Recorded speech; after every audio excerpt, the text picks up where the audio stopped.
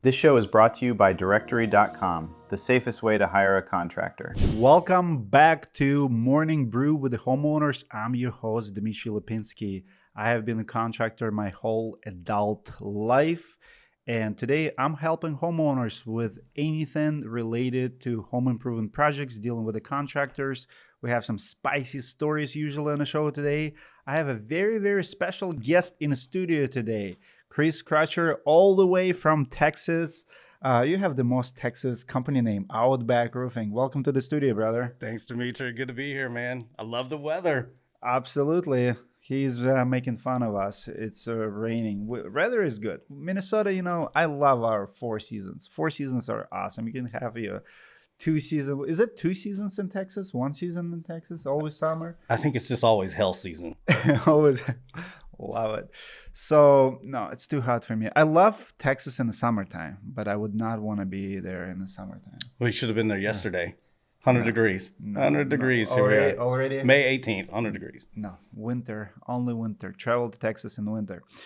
So today we are talking about insurance policies. We'll help you understand insurance claims, insurance paperwork. We'll talk about supplements, policy terms, deductibles, inspections, re-inspections. Chris is absolute expert and consumer advocate when it comes to insurance claims. Let's start with policy terms 101. Chris, explain RCV. What's RCV, or replacement cost value? Well, the RCV is pretty much your entire recoverable amount of monies and funds that are due to you after a insurance claim. And it's very important that when you do go out here and you actually buy a policy, that you know that RCV is recoverable. And if you got a roof, and we'll just put it this way, if it's a $100,000 roof and you have a deductible that's $1,000, well, you would be owed $99,000. $1,000 less to be your deductible, but you should be entitled to 100% of those funds. So that's what the recoverable value is for an insurance policy.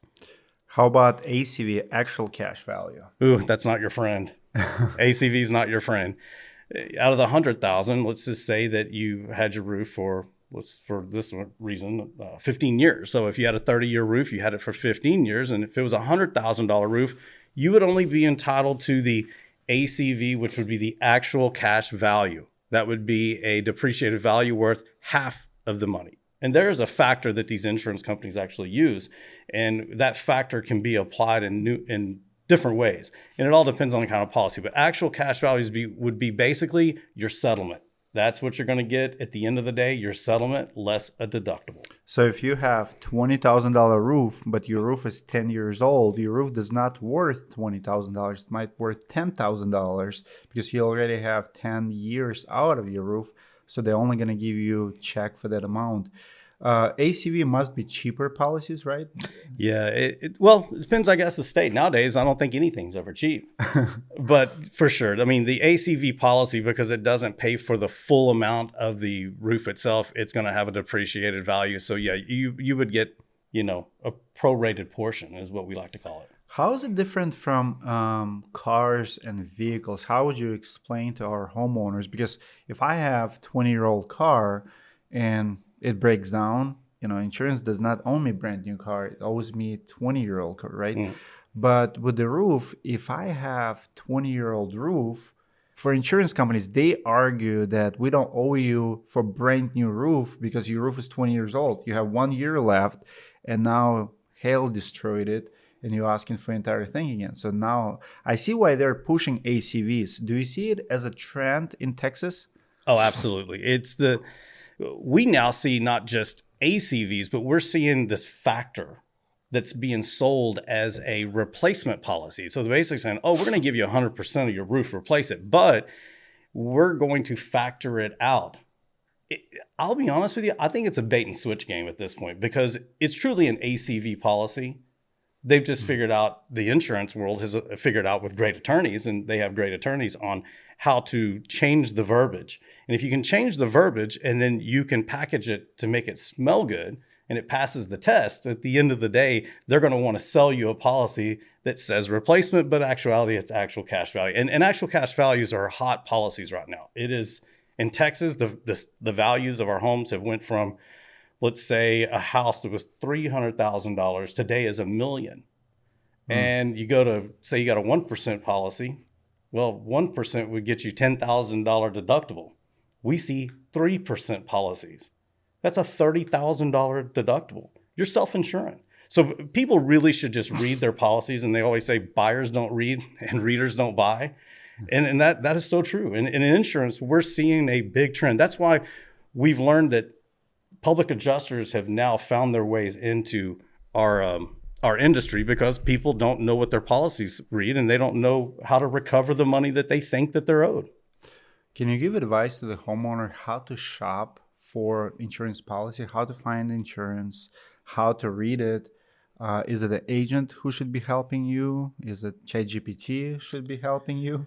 Wow, who to trust? I mean, who do you trust as a homeowner? I think that, you have to find a good broker. And if you can find a good broker and look for the good companies, I mean, right now, if you go out and watch television, what's going on at Capitol Hill, you can see who's not getting favorable reviews right now. I don't know if I'd want to put my money with some of these companies, but I would research them.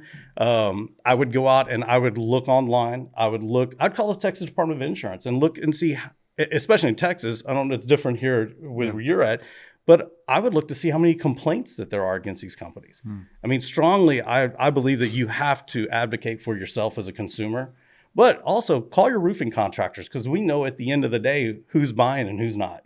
Roofing is like the biggest category, and it makes sense because if you think about your homeowner insurance, roofing, in the Midwest, at least, is number one item that will be destroyed in case of storm, hail, wind, all of those things.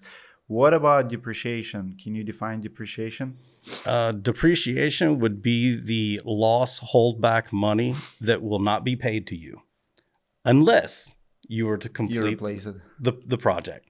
So you can take a settlement offer. It's kind of like if you got hit in a car and they said, okay, we're going to give you $20,000 for your car. But the car, if you replaced it, we would give you $30,000.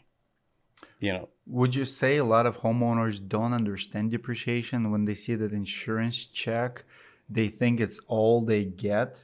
Yes, that is it. Once they see the checks, anything within the policy has no reasoning. I mean, just throw it out the door. But for sure.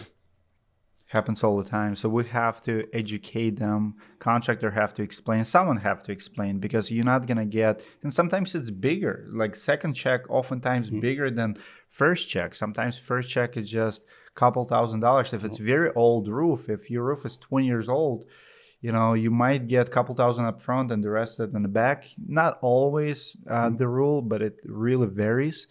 And what about giving contractors those checks? Signing over? Oof. I would strongly suggest just not handing over a check to any contractor. I don't think a license or anything else would help you at that point if you just give someone your money. I think the reality behind it is do your due diligence yourself, and don't hand over a check to someone that you have not vetted. I mean, and I think the consumers have to go out and do some sort of education. And competition is great. Call different roofing contractors across the state.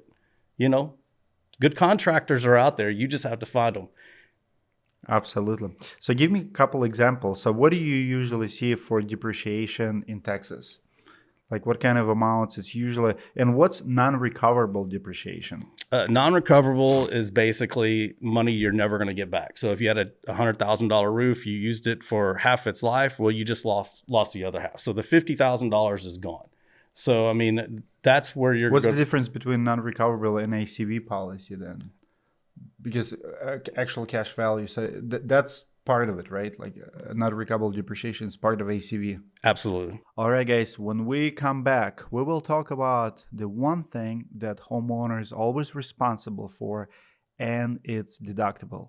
Deductibles are asked to be covered by contractors all over the United States. A lot of homeowners don't understand them. Don't go anywhere. We'll cover everything you need to know about deductibles when we are back.